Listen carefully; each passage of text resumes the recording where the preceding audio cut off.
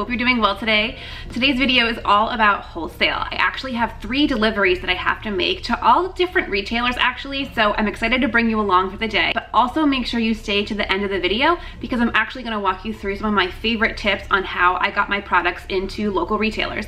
I get that question asked a lot of me, and it was something that in the beginning of building my business, it was super helpful to have some local retailers that I could really build relationships with. If you're new here, my name's Caitlin. I own a handmade soap company. You can see behind me, I'm in my studio right now. And I make videos every week on how to grow and scale a small business. So I started my soap business out of my spare bedroom and have grown it to over 6 figures in less than 3 years. And I want to share with you all my tips and tricks on how I do that, how I currently run my business, all of that stuff. So if that sounds interesting to you, please make sure to subscribe so you don't miss out on anything. But for right now, I've got to get going.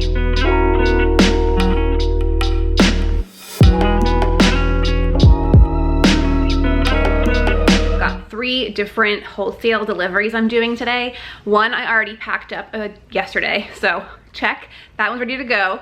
But I have a very big order for one of my best retail stores, which is so cute. I can't wait to show it to you. But they ordered 308 actual items from me for fall. So I have to pack all of that up.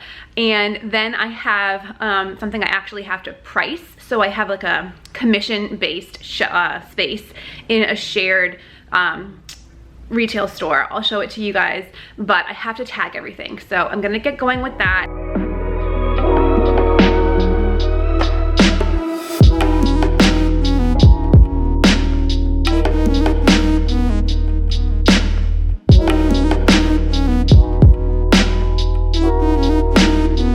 First stop done. It is 2:05. I spent some time at Fiorella.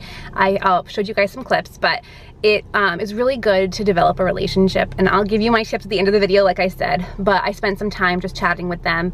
I never want to just like drop off my boxes and run. It is so important to have conversations with your retailers, so that's what I did. But now I gotta get back on the road.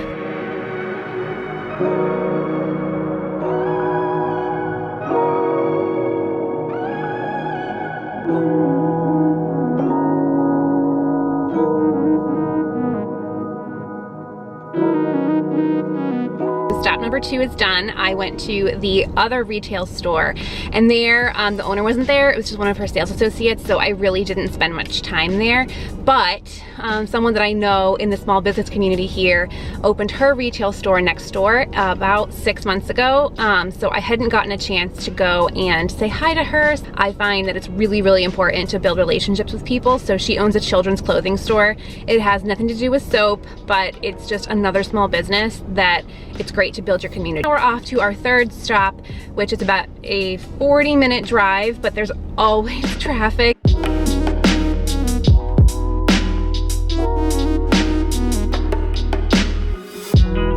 Okay, so I just got home.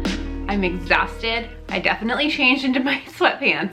I made an iced coffee because I need to power through. It's like 5:30, but I just want to make sure that I tell you guys some of my tips because I've learned these things from overdoing, I can't even talk.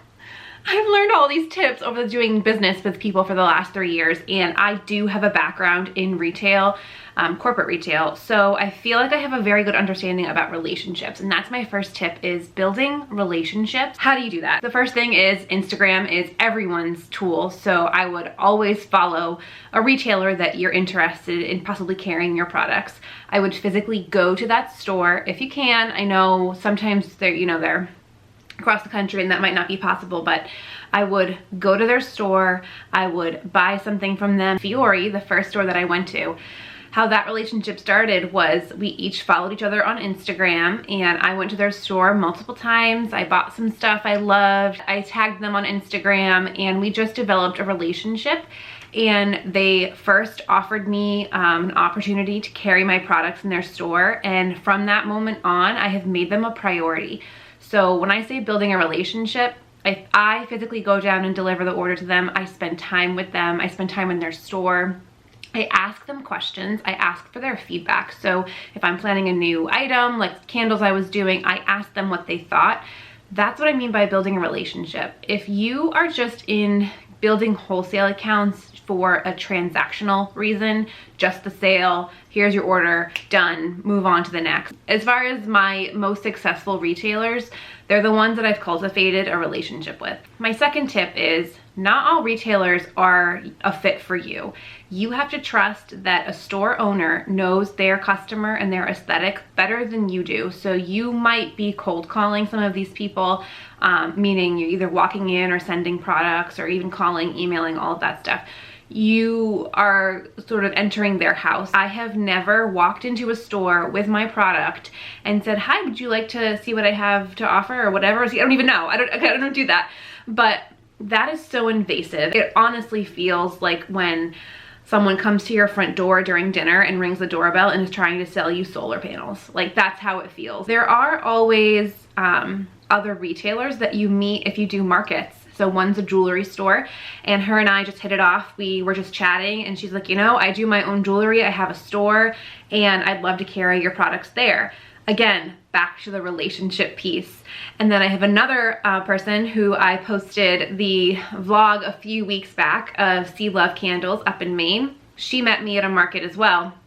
We were chatting about different things, about candles, about fragrances, about things all in the industry, and that slowly developed into she finally opened a brick and mortar store for herself, and now she carries my products. It is so important to build relationships with people beyond your scope. So for instance, I make soap. I am going to focus on people not only in the soap industry, but beyond that.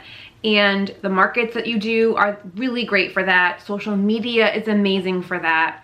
Cultivate the relationship. Is it harder? Absolutely. It is really easy to write an email draft and just blank like CC people that you think. People are smart now. They know that that is not a genuine, authentic email. If you're gonna email someone, do a little bit of research. Find out why you think your products fit their store best. Make it seem like you've been following them for years and you truly, truly love their store. You have to find a way to make a personal connection with these retailers. If you have any other suggestions or questions, as always, just leave them down in the comment box below. And I respond to all your comments. I love them. You guys have been so good in giving me some encouragement as I start this new journey on YouTube. I'm gonna finish my coffee and wrap the day up, but I hope you had fun spending the day with me, and I hope you got some really good tips out of this that you can use for your own small business. I'll see you in the next video. Bye.